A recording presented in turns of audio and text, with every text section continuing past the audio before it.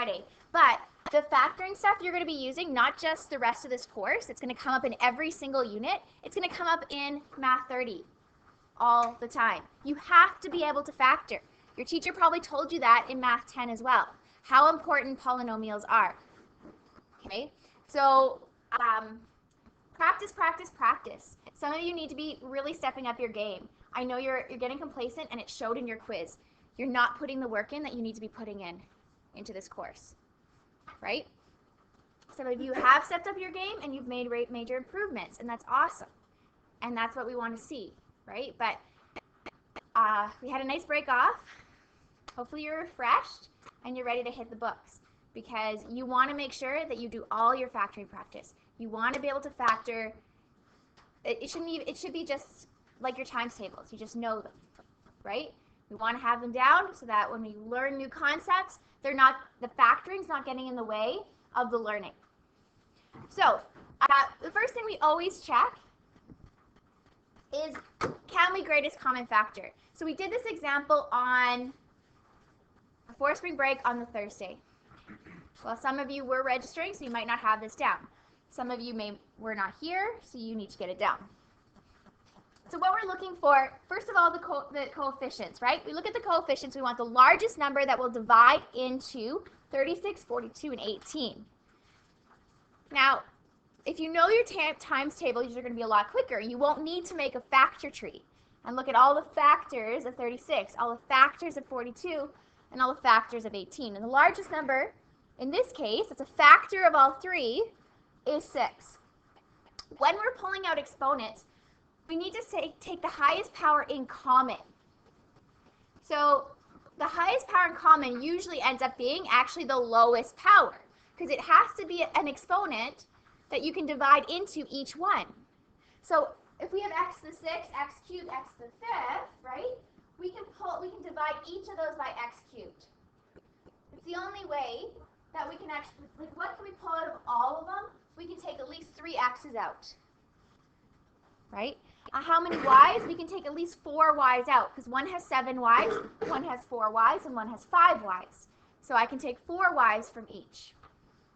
Okay, and so that's what we did to figure out what is left over in the brackets, right? We divided to see what's left over. So if we expand that, use distributive property, it should equal to what we originally had. So this guy, what's the largest coefficient that's a factor of 27, 18, and 9? 9. We can divide all of them by 9. Okay? So 9. Looking at the variables, a cubed, a to the 6, and a squared. What can we pull out of all of those? A squared, 2 a's. We have y to the 9, y to the 7, y cubed. How many y's can we pull out of all of them? We can pull out 3 y's. And so that would be my GCF. If I asked you specifically what is the greatest common factor, that's it. So to figure out what's left over in the brackets, we're going to divide each term by that. So 27 divided by 9 is what? How many times does 9 go into 27? 3. A cubed divided by a squared. If I took 2 a's away, how many a's are left over? And we had 3 to start. Just 1 a. And if we took 3 y's away from y to the 9, we have 6 left over. Y to the 6. Okay, minus. How many times does 9 go into 18? 2. A to the power of, we're going to take 2 a's, 4. Good. We're taking 2 a's away, so we're subtracting, right? 6 minus 2. And y to the 4. Good. Plus, what's left over when you take 9 away from 9, or you divide 9 by 9? 1. Do you have to write a coefficient of 1? No. But a squared, if I take a squared out of a squared, that's equal to 1. Y cubed divided, right? We're dividing by the GCF. What's left over when everything cancels? Just 1. So in this case, we do have to write the coefficient of 1 because everything did cancel, right? When you're dividing each of them by that GCF. That's it. What's the GCF of this guy? It's a little weird looking. It's a binomial GCF. what, if you think of this as one term and this is one term, what do they have in common? 3y minus 4. So if I pull 3y minus 4 out, we're left with z minus 2. Z minus 2. Okay? So the guess and check method is what you basically learned in grade 10, most likely, when you took 10C. So we started a whole bunch of these. So let's look at the one we didn't do. So for those of you who weren't away, we always check for GCF first. If we're looking at number 4, is there a GCF? Is there something you can divide all the terms by? What?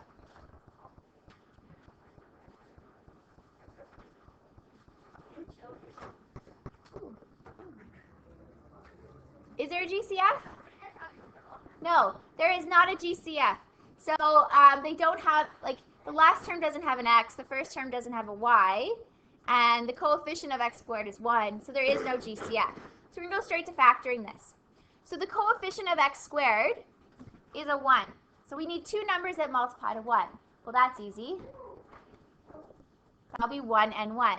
Now the next part is a little bit of guess and check. So now we're going to look at 30. We want two numbers that are going to give me a product of positive 30. So we can try any two. Let's try I did 15 and 2. Let's say, don't write that down because it's wrong. Because, well, positive 15 and a positive 2, when I multiply the diagonals, I get 2 and 15. Does that add to 13? No, it needs to add to the middle. So that's not going to work. So what other two numbers could I try? 10 and 3. A positive 10 and a positive 3. Okay, that diagonal is 1 times 3. 3. 1 times 10. 10. Does that add to 13? Yes. So now it's factored. Now, one thing I didn't put in is my variables. Right? We said that both these two here, 1 and 1, have to multiply to 1. Well, they actually have to multiply to x squared. So what are, wait, the x's go here. 1x times 1x. Okay? Same thing with this box here. It should actually multiply to 30y squared. It's too small. Right? It should multiply to 30y squared. So my variables, what am I missing? Y and y. And so here each row is a factor. Each row is your factor. So the first factor is x plus 1x, or x, plus 10y. And the second one is x plus 3y. Okay, and now it's factored.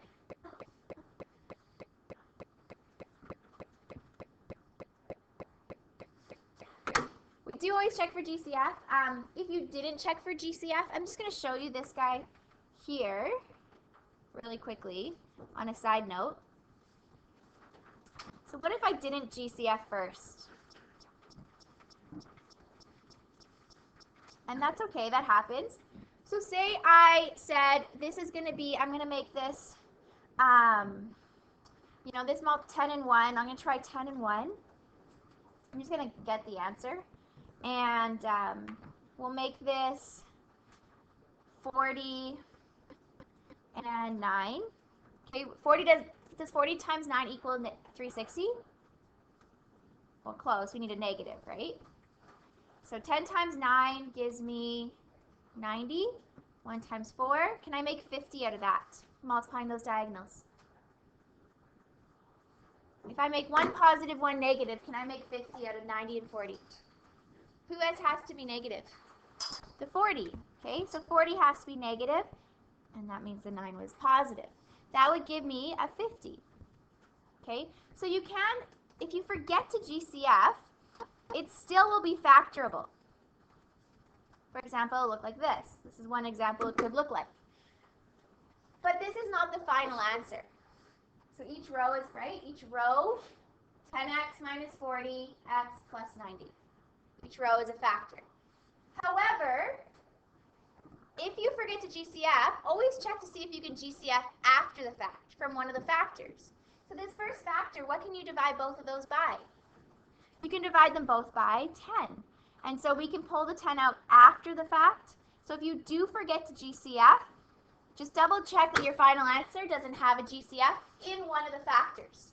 Because we can divide both these by 10, pull the 10 out. Okay? So if you forget to GCF. If you forget to GCF, it'll still be factorable. It just won't be, this is not correct, right? It's not fully factored. All right. So we just started these. We didn't do many of these. So complex trinomials are when the first term is not 1. Coefficient of x squared is not 1. So again, we're going to do some guess and check. So let's look at 6x squared. So 6x squared, give me two numbers that multiply to 6. We'll do some guess and check. 3 and 2. Okay, let's try 3 and 2. And two numbers that multiply to negative 6. Negative 3, negative 2, negative 3. So we know we have to put one negative, one positive. Let's play around with our diagonals. I'm going to put 2 and 3 here. The reason why I didn't put 3 on top is because this would be a term, right, in one of the factors, and it would have had a GCF of 3 then. But the first guy doesn't have a GCF of 3. I don't know if that makes sense to you. So you could try it. It won't work. But we know 6x squared minus 5x minus 6, the fully expression does not have a GCF. And so I can't put 3 and 3 in the same row. I won't. Logically, I know it's not going to work. I don't know if that makes sense to you. If not, don't worry about it. Let's just do some guess and check. Okay? So 9 and 4. Can we make 5 out of that? We got lucky. You can. If who was negative? If we wanted to make a negative 5. 9 has to be negative. So in order for 9 to be negative, is 2 positive on the second, is 2 positive or 3 positive? 3 is negative to make the negative 9, and the 2 is positive. Okay, so the diagonals have to multiply. The sum of the diagonals, when we multiply the diagonals together and add them together, it has to add to that middle term. That's how we know it's factored correctly. And then each row, so what is this factor to then?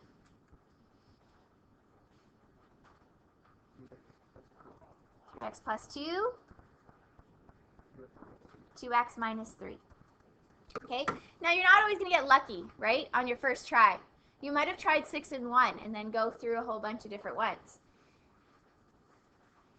So I got lucky. Some of my already did that. This guy, where do we start with 3?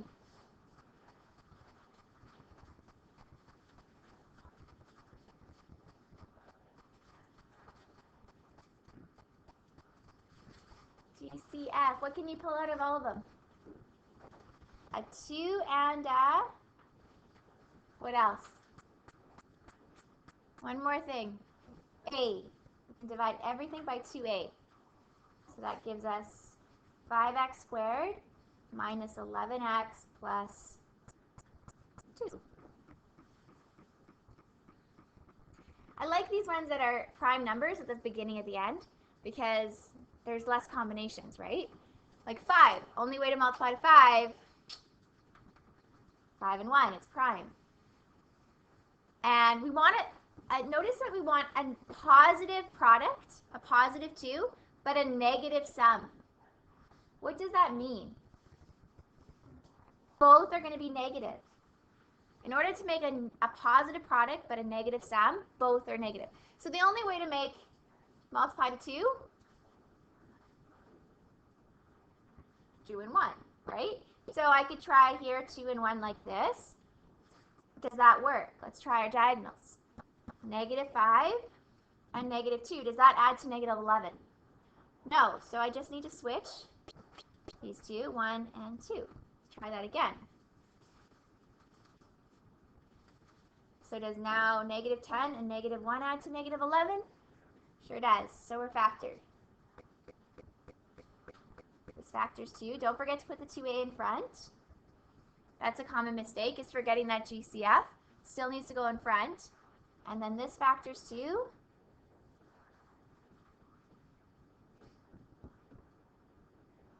What? 5x minus 1 and x minus 2. Remember the variable goes here because of the x squared. And each row is a factor. Okay, are you ready to try 4? You try 4.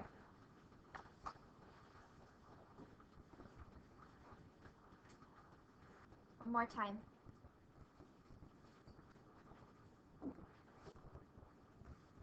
So you should have had a GCF of 2x, agreed? Divide all of them by 2 and by x. Okay, so obviously 2 and 1, or 1 and 2. What did you get that goes beside the 2? Cross right beside the 2. 5 or 1? Does 5 go there? Or does a 1 go there? So negative 1, positive 5. Will that work? So let's see. 10, that'd be negative. We want a negative 9, so we just need to switch the negative sign. So the negative should be with the 5. So that's negative 10 and a positive 1. That would do it, right? We want to make, we're looking at the negative 9 here. We want the negative 9. So you have to have the 5 negative. So when you write this, don't forget to put 2x in front. And then you'd have, this is an x and an x. Each row is a term. 2x plus 1. There's no sign, it's positive. And x minus 5 is what you should have had. Okay.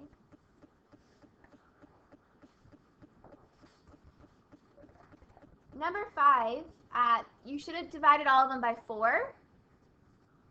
And then it's actually a simple trinomial because the coefficient of the y squared, the first term, is 1. So just 1 and 1. And this is going to have to be 1 and 2. Who's negative, though, to make a positive 1 sum? So who's negative? The 1. And 2 is positive. Right? 2 minus 1 would give you 1. So there you go. So y, this is y goes here and x goes here. Because you have x squared and a y squared. So you'd have y minus x, 1x, and y plus 2x. You should have had.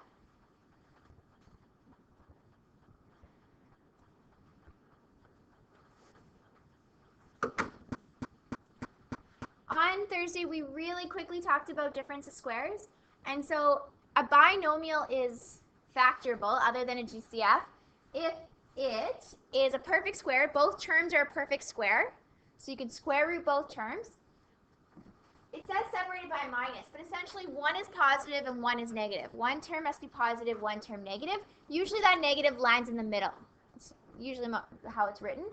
And obviously it has to have 2 terms. If that's the case, then it is a difference of squares. So this very first one we did, to factor it, all you have to do is square root 36y squared. Well, the square root of 36y squared is 6y. So 6y and 6y. Square root of the 49 is 7. And then 1 is positive, 1 is negative. And the reason why it works out to be that way, if I was to expand this with FOIL, 36y squared minus 42y plus 42y, and then minus 49, what happens with your middle term? It cancels out, right? It has to be identical. They have to be identical but opposite signs. That middle term will cancel out. And that's why when you factor, you go backwards. One's positive, one's negative, but they're identical. So that middle term does cancel out if I did FOIL it out. There we are. So this guy, let's go to 2. Can we square root both terms? Yes. So 4c squared, you can square root. Can you square root d squared? Ignoring the sign. Ignoring the sign. Yes. As long as you have an even exponent, you can square root that variable. The square root of d squared is just d. Because it's when you square root a square, they're opposite operations of each other. They cancel each other out. So they're just left with d. Okay, so this would factor 2. Square root of 4c squared would be what? Square root of 4?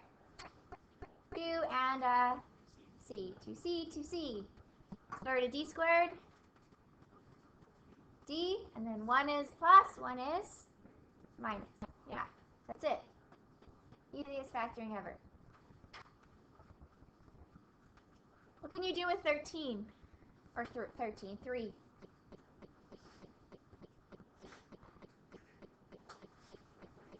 Divide by 18.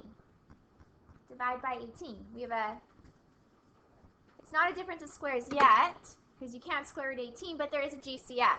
Now is what's left over a difference of squares. Two terms, yeah, separated by a minus sign, and both the powers are even, so yes.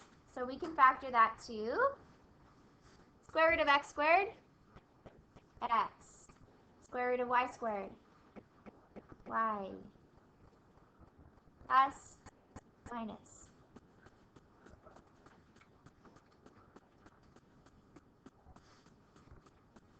What can you do with number 4? Divide both by 2. Good. Divide both by 2. Is that a difference of squares with what's left over?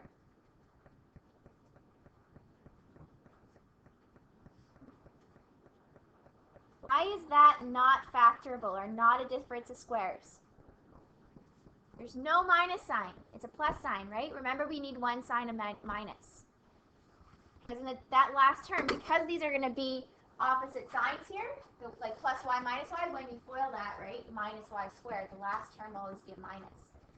So that's not a difference of squares. It's not factorable. You're done because of the plus sign. All right, why don't you do 5? Ooh, no, let's do 5 together. This one's interesting because, well, let's factor that. Square root of x to the 4. X squared, square root of 16. 4, and then 1 is going to be plus 1's minus. Are we done? No, you're not. X squared minus 4 is a difference of squares. X squared plus 4, is that one factorable? No, because of the plus sign. But x squared minus 4 is still a difference of squares. It's still factorable. You gotta be careful of those high powers in difference of squares. So we can actually factor x squared minus 4. Sneaky, sneaky. Ah, what happened there? Try it again. So x squared plus 4 is not factorable. That stays the same.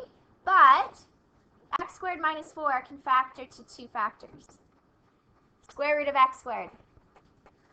X. Square root of 4. 2. And 1 is plus 1 minus. Now we're done. That's the answer. So I'd like you to try 6 and take it as far as it can go.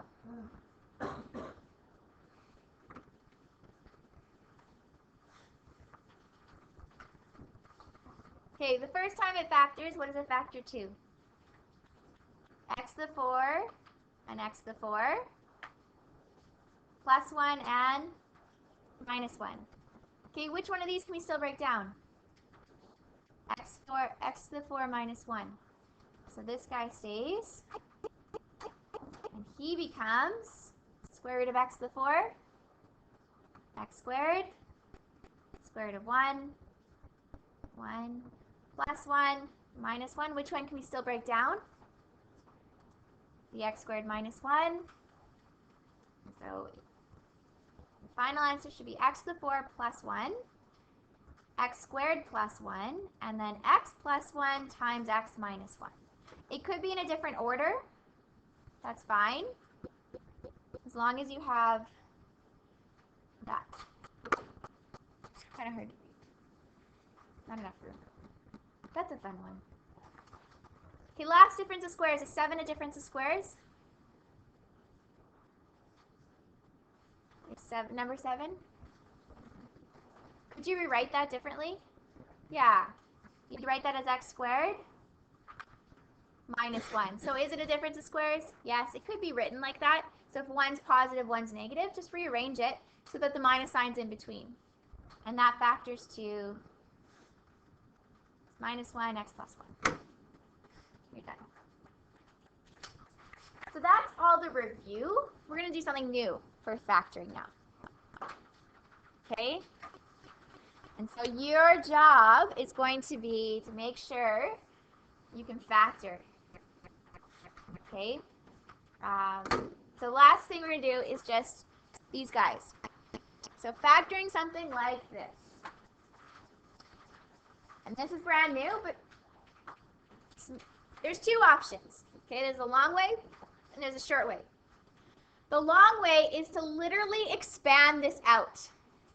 So the long way would be, you don't have to write this down. If I actually, okay, 2x minus 3 squared is 2x minus 3 times 2x minus 3. Right, when you square something, you multiply it by itself. And then, okay, so I'm just going to rewrite that out. And then I'm going to FOIL here. So 4x squared, I'm going to get a minus 6, and a minus 6 is minus 12x plus 9. And then I'm going to, so I kind of jumped some steps all in here. And then I'm going to expand here. Expand this 3 in. Are you with me still? Essentially, sort of.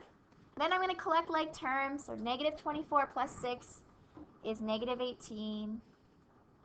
And then 18 plus 1 is 19. Oh, nope. 18 minus 9 is 9 plus 1 is 10. Then I'm going to GCF. Divide those all by 2. And then I'm going to factor this. Okay, that's the long way. You're welcome to do all this work and then get to your final answer.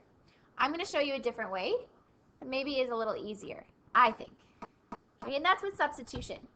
So if you treat this as one term and this is one term, what do they have in common? 2x minus 3. And so what we're going to do is we're going to use something called substitution. And I'm going to say, I'm going to pick a letter. I like to do A because it's the first letter in the alphabet. I don't know. Any letter you want. Probably not X, because there's already an X in the expression. And I'm going to say A is equal to 2x minus 3. Okay? So now what I'll do is I'm going to rewrite this expression, and instead of writing 2x minus 3, I'll write A. So it'd be 2a squared. Every time you see 2x minus 3, we write an A. Plus 3a plus 1. Is that a trinomial you're used to seeing? Yes. So let's factor that. Okay? So we're going to factor this guy. 2 and 1. Well, what does 1 have to be? This one's easy. 1 and 1. Does that add to 3? Yes. Okay, so that factors to 2a, right, this is a and a, plus 1, and a plus 1.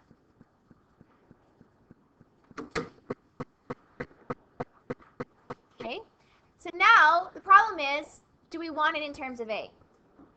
No, we want it in terms of x. So now that it's factored, what do you think I'm going to do? Replace.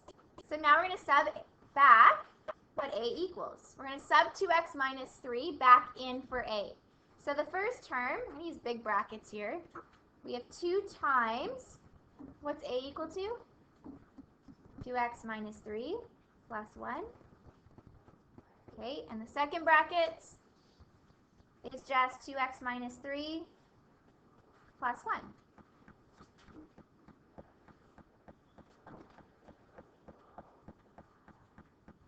So let's simplify inside each set of brackets. The first set of brackets becomes, if I use distributive property, 4x minus 6 plus 1. The second set of brackets, what does that simplify to? 2x minus 2. Couple more steps. The first brackets, I still need to simplify this one step further. It becomes 4x minus 5. Is there anything wrong with the second brackets? GCF. So if you do have a GCF here, we need to pull it out. GCF of 2. So I'm going to pull that. Where would I put that? That 2 that I'm going to pull out, where do you put it? Very front. Okay, you're going to put it in the very front. And we're left with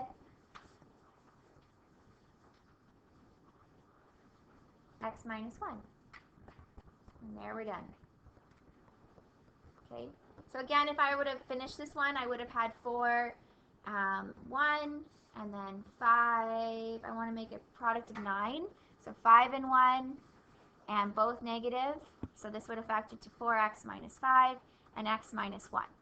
So you're welcome to expand it all out. You'll get the same answer in the end. I find substitution a lot easier. A lot less room for error, in my opinion. Okay, there's a lot of expansion going on. The same thing. All right, one more example. So this kind of looks like what type of factoring? 3x minus 1 squared minus 2x minus 3 squared. Difference of squares, right? It kind of looks like a difference of squares. And so we're going to actually do 2 different variables here because it is a difference of squares. I'm going to let A be the first one, 3x minus 1, and we'll let B equal the second one, 2x minus 3.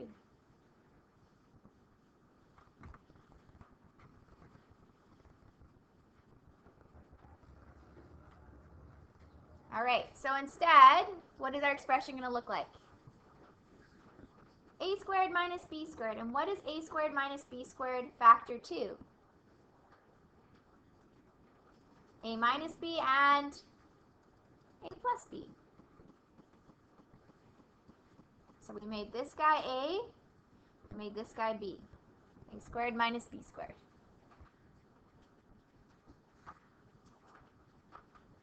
And so once it's factored, then we can sub it back in. You do have to be careful with subtraction. So we have 3x minus 1 take away 2x minus 3. A minus B is your first set of brackets. You might just want to use square brackets. I like, when I do my substitutions, there's all these brackets. It's kind of nice to use square brackets here so that you're not confusing your brackets. Okay, this guy would be A plus B. Well, addition is you don't have to stress about, right?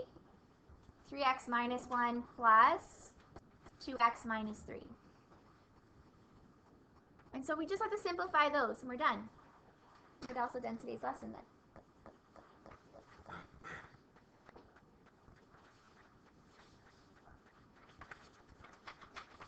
Okay, so when you subtract, it's up to you what method you use. You can just go straight to subtraction.